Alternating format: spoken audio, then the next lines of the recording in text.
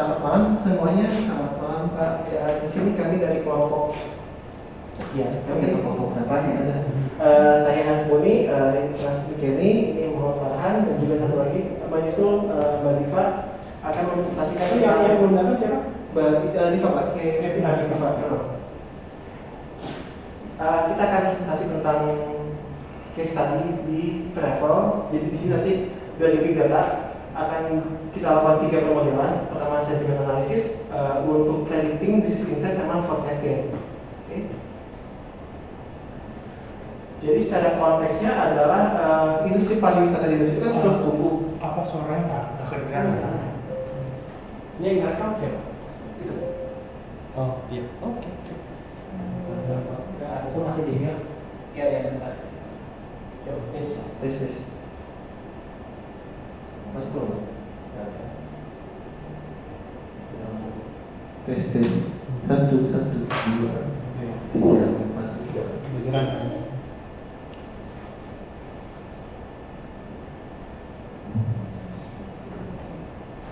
Nanti terakhir pertemuan ingatin saya kita harus ambil foto. Kita masih ada pertemuan terakhir ya, Kamis ya. Iya, yang apa? Dosen tamu ya, terakhir kan ya. Masih ketemu lagi ya. Setelah itu udah Dosen tamunya udah terakhir Pak. terakhir. Iya, ada saya cuma. Ya, oke. Oke kan? Oke. Jadi secara konteksnya adalah pariwisata di Indonesia itu memang sedang lagi bagusnya lagi tumbuh, dan juga kita pengen tahu sebenarnya bagaimana tentang keseluruhan customer yang sudah memakai jasa travel ini. Oke, nextnya. Jadi secara tujuannya itu kita membangun sistem analitik yang diintegrasikan dengan big data. Nanti sumber datanya itu ada 3 tipe. Ada yang pertama data video. Data video itu nanti kemudian ditranskripsikan, kemudian ada numerik, sama yang ketiga ada bentuknya audio. Jadi fokusnya itu adalah untuk analisis sentimen pelanggan, untuk memprediksi tren, sama memvisualisasikan dari apa yang sudah dikumpulkan. Jadi metodenya itu kita menggunakan ada beberapa model, masing-masing berbeda-beda. Untuk di sentimen analisis kita pakai BERT, SVM, sama Knife Bayes. Untuk forecastnya pakai Prophet, terus juga untuk predictingnya nanti pakai linear regression. Oke, nextnya. Jadi tren pasar dan kebutuhan bisnis yang itu mendorong kita untuk melihat sebagaimana tren keseluruhan dan juga bagaimana tren customer itu untuk membooking, apakah melalui online ataukah melalui beberapa channel yang sudah kita siapkan. Kemudian bagaimana kesukaan dari customer, tujuan favorit dan paket-paket yang diambil. Oke, kompetisi memang saat ini ketat. Ada beberapa contohnya kayak kita bersaing langsung dengan Traveloka, Advisor, sama Expedia. Dan kenapa ini menjadi penting? Karena kita bisa beradaptasi lebih baik jika kita mengetahui market kita dengan lebih baik. Jadi ini urgensinya cukup penting. Oke, next.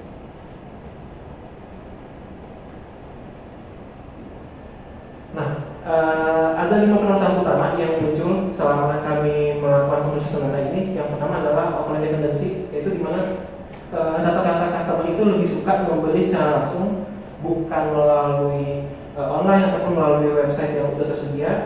Kemudian feedbacknya yang didapatkan itu masih bentuknya unstructured, karena memang bentuknya berupa audio dan video, sehingga perlu ditranskripsikan kembali. Kemudian evaluasinya itu masih bersifat reaktif, jadi belum bisa sampai tahap memprediksi. Dan kemudian adanya nggak ada integrasi antara data yang ada sama visualisasi yang ditampilkan, dan juga overtourism dan pariwisata yang dilanjutkan itu belum tercermin dalam produk yang kami tawarkan. Oke, jadi siapa saja yang memegang peranan di sini itu dalam pertama manajemen, tentu manajemen dalam menentukan nanti arah decision-nya mau kemana, kemudian tim marketing, operasional, tim IT, customer, dan juga mitra-mitra. Karena dalam mengelola kawasan pariwisata kita perlu dilakukan sendiri, tapi dengan mitra-mitra yang lain. Jadi bagaimana sukses indikatornya? Secara teknikal ini bisa dikatakan berhasil ketika ingestion-nya kan di sini pakai metode batch, nggak pakai real time karena tidak terlalu penting untuk real time, tapi jadi sistemnya batch itu stabil dan akurat. Kemudian performanya itu akan dikatakan berhasil kalau akurasinya mencapai 80% atau di forecasting nanti ketika MAP-nya atau percentage error-nya itu masih reasonable di bawah 40%. Kemudian visualisasinya itu bisa menampilkan tren-tren yang utama yang bisa melihat langsung bagaimana sebenarnya tren customer itu yang ada di lapangan saat ini. Nah, secara bisnis indikator keberhasilan itu ketika ulasan negatif itu bisa lebih kecil dari 15% dan juga customer yang kembali memesan itu sudah lebih dari 10% dan dashboard yang digunakan itu sudah bisa dimengerti oleh seluruh pihak bahkan manajemen dan bisa dipakai dalam rapat bulanan. Oke, ini akan dijelaskan oleh Mas Farhan. Ya, oke. Ini contoh rancangan infrastrukturnya mulai dari ERP-nya. Oke. Jadi sebenarnya Pak di sini kita datanya itu sebenarnya campur-campur ya Pak. Ada data asli juga, ada data yang JPEG juga. Nah, tapi di sini kita coba sederhanakan buat untuk kepentingan tugas kita. Oke, jadi pertama itu ada table booking. Nah, table booking ini sebenarnya lebih ke table transaksinya gitu ya. Lebih ke nanti itu semua booking ID itu semua kesimpan di sini. Oke, nah terus nanti ada channel juga. Channel ini lebih ke sebenarnya dia dari mana sih sumbernya gitu ya. Terus nanti ada juga package-nya. Jadi tipe paket yang diambil sama customer kita itu apa sih gitu. Nah, terus ada juga yang tulisnya. Nah, ini tulis ini untuk customer ya. Jadi kita tidak data customer akan disimpan di table tulis. Nah, terus selanjutnya ada destination ya. Nah, jadi di sini ada destinasi ya. Dan untuk transaksi bookingnya ini dari segi customer ini dia maunya ke mana gitu ya. Dan dia ambil paket apa dan dipesan oleh mana. Oke. Nah, oke lanjut. Oke, nah ini buat yang dari yang tadi kita langsung lakukan buat ETL ya. Terus kita hasilkan skema ya. Oke, pertama itu kita ada untuk dimensinya. Itu ada pertama dimensi tulisnya, ini buat informasi dari customer tadi. So ada dimensi destinasinya juga.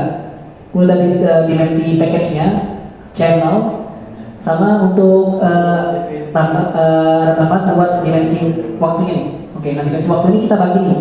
Jadi setiap tanggal di dalam tabel fakta, di sini dalam tanggal hari bookingnya, nanti kita pecah berdasarkan kita bikin ID-nya. Nah, nanti di sini dia bakal pecahnya apakah dia itu bulannya kapan, ya kan, tahunnya kapan, terus dia itu minggu keberapa, day of week ya.